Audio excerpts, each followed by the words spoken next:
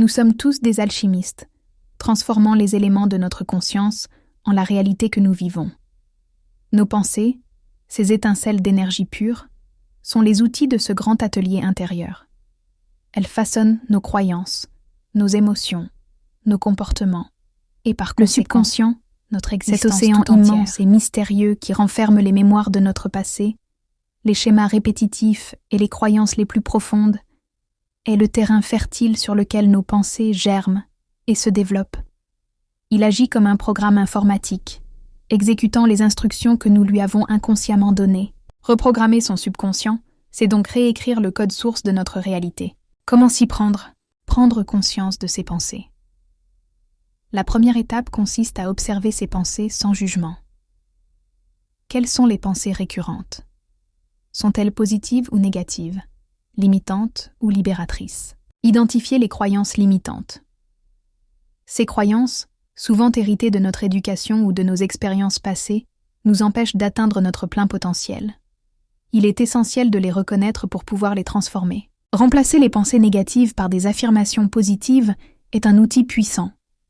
Ces affirmations doivent être formulées au présent, à la première personne du singulier et avec conviction. La visualisation est une technique puissante pour ancrer de nouvelles croyances dans le subconscient.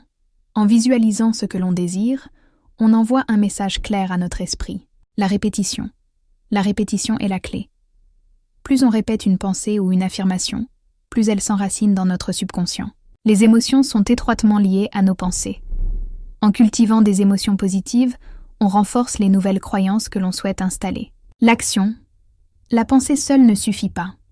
Il faut agir en cohérence avec ces nouvelles croyances. La reprogrammation du subconscient est un voyage intérieur. C'est un processus qui demande du temps, de la patience et de la persévérance.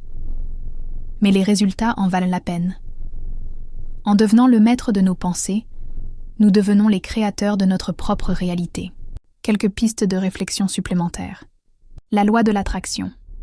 Selon cette loi, nous attirons à nous ce à quoi nous pensons. En focalisant notre attention sur ce que nous désirons, nous augmentons les chances de le manifester.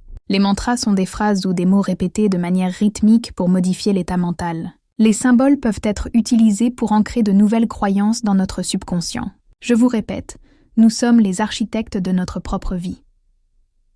En prenant conscience du pouvoir de nos pensées et en apprenant à reprogrammer notre subconscient, nous pouvons façonner une réalité qui nous correspond pleinement. Si vous voulez que je vous dise comment faire, dites-le en commentaire. Pêche.